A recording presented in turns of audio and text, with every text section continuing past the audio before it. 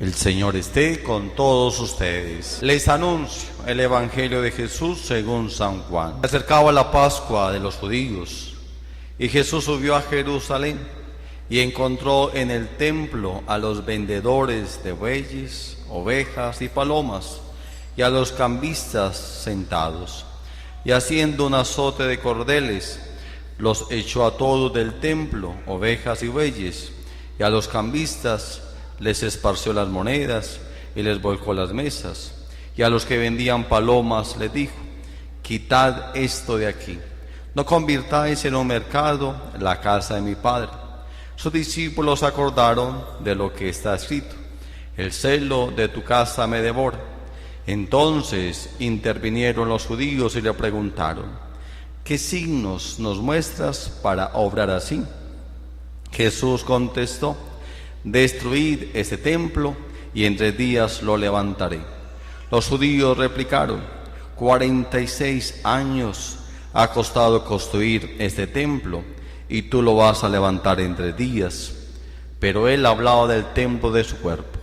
Y cuando resucitó de entre los muertos, los discípulos acordaron de que lo había dicho y dieron fe a las Escrituras y a la palabra que había dicho Jesús. Mientras estaba en Jerusalén por la fiesta de Pascua, muchos creyeron en su nombre, viendo los signos que hacía. Pero Jesús no se confiaba con ellos, porque los conocía a todos y no necesitaba el testimonio de nadie sobre un hombre, porque él sabía lo que hay dentro de cada hombre. Hermanos y hermanas, es palabra del Señor. Estamos en el domingo de la 3ª semana del tiempo de Cuaresma. Nos vamos acercando poco a poco al tiempo de la Pascua. No hay Pascua si no hay Cuaresma. No hay liberación si no hay purificación, que es lo que hoy el Señor nos va a enseñar en el templo.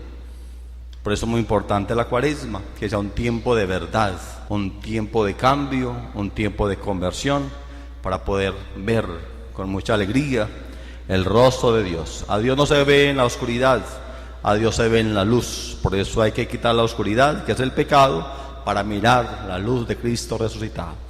Estas son más o menos las imágenes que vamos a explicar en el contexto de esta palabra de Dios en el Evangelio de San Juan.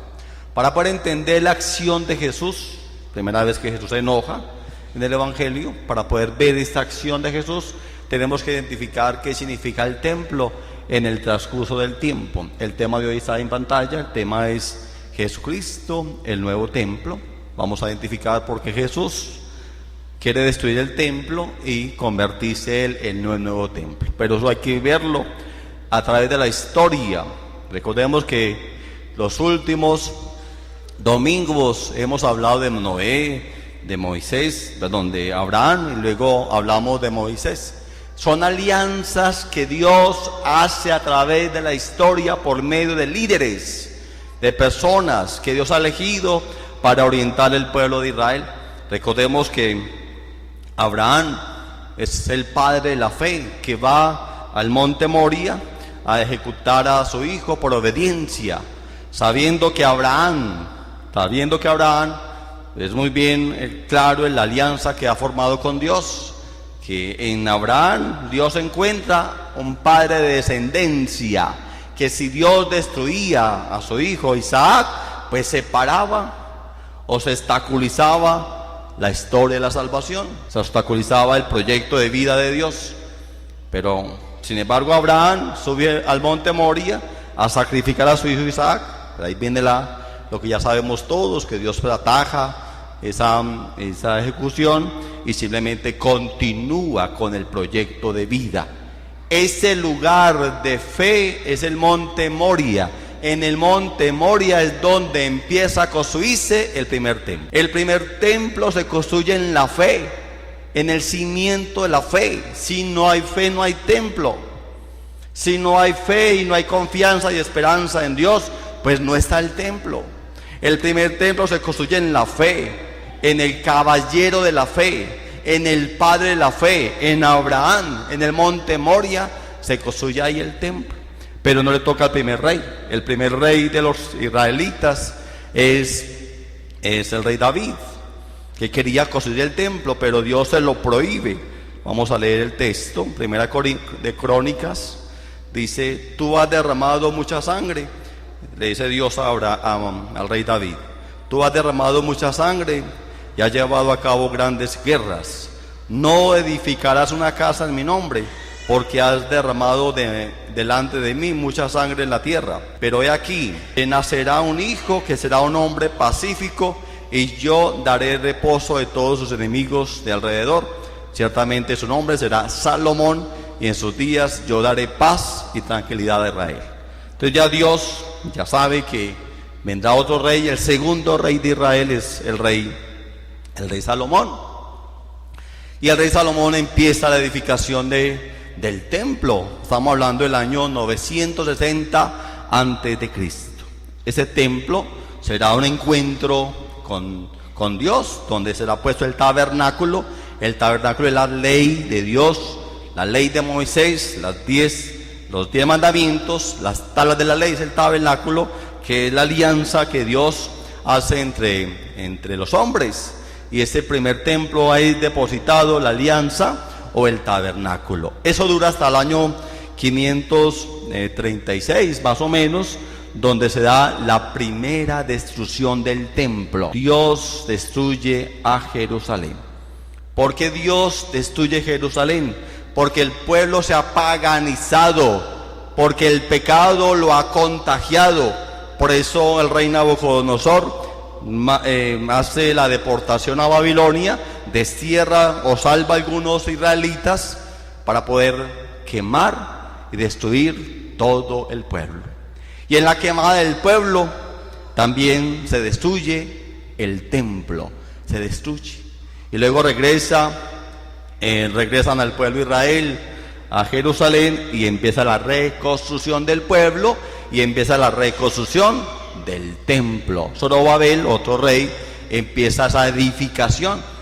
Luego llega el rey Herodes, al ver que el templo es tan importante el templo, donde se acumula tanta gente, y ya se le cambia la dimensión del templo por un templo pagano. Empieza el rey Herodes a construir una majestuosidad de templo, y empiezan las grandes divisiones. Aquí las mujeres, aquí los hombres, aquí los paganos, aquí los gentiles, aquí los sacerdotes, aquí los judíos. Empieza un templo majestuoso en grandes divisiones. Y como ve que la ley judía o la ley antigua decía: todo aquel que tenga 12 años tendrá que subir al templo para el encuentro con Dios en Pascua. Y además de eso tendrá que presentarle a Dios en sacrificio algunos animales. Si era muy rico la persona, presentaría cabellos, caballos, ovejas. Si era muy pobre, presentaría algunas palomas, algunos pichones. Recordemos que como la Virgen María va al templo por la purificación y presenta a Dios, ¿qué? Un par de pichones. Y cumple con la ley. También María cumple con la ley, María y José. Ustedes van al templo y presentan un par de pichones, eran pobres, y eso lo hacían. Pero aquellos que también querían ofrecer dinero, no podían ofrecer un dinero de otros pueblos, no. Tenía que ofrecer el propio dinero del pueblo judío. Entonces venían los cambistas, entonces volvió un negocio, entonces ya subían los impuestos, subían el cambio, y eso volvió, mejor dicho, una corrupción. El segundo templo es destruido, ¿en qué año? ¿En qué año? Del año 70 después de Cristo se destruye el templo. Solamente quedamos en unas reliquias. Quien haya ido a Jerusalén va a encontrar que está el muro de las lamentaciones. El evangelio que acabamos de leer fue escrito en el año 100. Ya habían pasado 30 años de la destrucción del templo, y todavía los judíos lamentan el templo, no a Dios. Es el fenómeno porque Jesús se emberraca y se enoja, porque han convertido el templo en cueva de ladrones. Nos hemos quedado solamente en la belleza. Recuerde cuando Jesús pasaba con los apóstoles y les decía: esto que ven no quedará piedra sobre piedra, porque todavía los judíos se han quedado en la lamentación. Y ahora queda un muro grande donde se lamentan, pueden encontrar en internet, muro de lamentaciones, todavía existe. eso que quedó, no han podido construir el tercer templo porque no se puede, porque el templo que sigue del segundo es Jesús, nuevo templo de Israel. Se destruye el templo y queda Jesús. Por eso los judíos se mantenían dependientes de las bellezas del templo. Eso no ha pasado. Hoy encontramos cristianos, católicos que van a las catedrales simplemente a ver la belleza de la catedral. Usted va a Europa, la segunda iglesia más grande del mundo se llama la Colonia, y tú entras a esa iglesia y es una cantidad de gente asombrada de la belleza de la catedral, y empieza la misa y todo el mundo se va. Nos quedamos en las apariencias, nos quedamos en las bellezas, nos quedamos en los rituales, nos quedamos en los mitos. Eso es lo que hay que purificar. Eso es lo que quiere Cristo, que purifiquemos. Los apóstoles habían entendido que Cristo iba a ser el nuevo templo. Por eso los apóstoles no se volvieron tristes el día que el templo se destruyó, porque sabían que en Cristo iban a encontrar el nuevo templo de purificación, que en Jesús encontrábamos la unidad. Ya no había división, no había exclusión. Los paganos, los pecadores, los hombres, las mujeres entraban en Cristo. Una vez Cristo había resucitado, hemos heredado nosotros ese cuerpo místico de Cristo. Por eso San Pablo nos decía que nuestro cuerpo es templo del Espíritu Santo. Es la herencia que nosotros tenemos de Dios y de Jesús. Nosotros somos el nuevo templo del Espíritu Santo, por herencia de Dios, por herencia de Jesucristo. Por eso tenemos que purificar nuestro cuerpo para poder entrar a la Pascua. Si no hay purificación, no podemos entrar a Pascua. Por eso el texto de San Juan he leído en el tiempo de la Cuaresma. Nosotros como cristianos encontramos en Cristo el nuevo templo que unifica nuestros propios criterios. Ya no hay división, ya no hay extinción, ya no hay células aparte. Todos somos congregados en la presencia de Cristo. No se entiende un cristiano que venga a la iglesia y se quede en el ritual. ¿Qué es el ritual? En la misa tan linda, como se lee en la Eucaristía de bonita, nos quedamos en la belleza de la liturgia, pero nuestro corazón, ¿cómo está? Es lo que tenemos que purificar. O hay cristianos que no creen en Cristo y vienen y traen el agua para que el Padre le bendiga. Eso también hay que purificarlo. Cuando usted cree en Jesús, cuando usted ha purificado tu vida, cuando tú has purificado tu existencia, el agua bendita puede ser un agua milagrosa para tu vida. Pero cuando usted no ha purificado su cuerpo y sigue con la mitología, con la belleza, sigue con lo exterior y no se mete al interior, pues hermano, estás equivocado. No has purificado tu vida.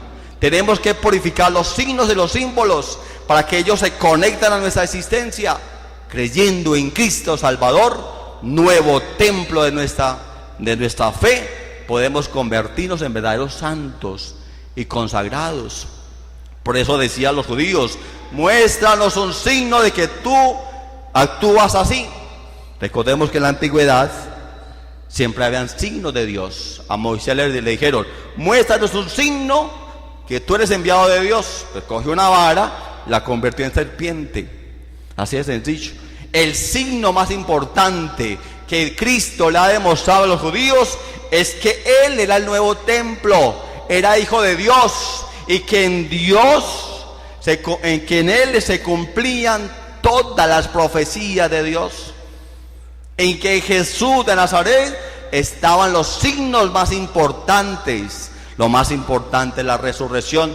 Eso lo entendieron los apóstoles, porque dice el texto que en Pascua Jesús hizo muchos signos y muchos milagros en el pueblo de Jerusalén. Por eso los apóstoles y los primeros cristianos reconocen a Jesús como el Mesías, como el nuevo templo. Hoy nosotros como cristianos reconocemos a Cristo como el nuevo templo en donde construimos nuestra iglesia. Estas parroquias son muy importantes porque son encuentros, el encuentro con Dios. El Dios que viene a nuestro encuentro y el hombre y la mujer que van al encuentro con Dios por medio del templo. En la antigüedad, las ofrendas eran sagradas, los donativos eran sagrados, pero no se podía abusar mucho más allá. Se volvió un pueblo judío corrupto, o todavía se lamentan de la destrucción del templo y nos quedamos simplemente ahí. Para ellos lo más importante es el edificio, la edificación. Para nosotros lo más importante es Jesús de Nazaret, que ha resucitado y ha entregado su vida por nosotros. Así de sencillo. Hoy pues nos invita el Señor a purificar nuestra vida. Hoy nos invita el Señor a purificar nuestro templo. Somos templo del Espíritu Santo y necesitamos purificar para poder ver la luz en la Pascua. La noche pascual la podemos ver con un corazón humillado, contrito, de perdón y de conversión. Conclusión, ahí está en pantalla la conclusión.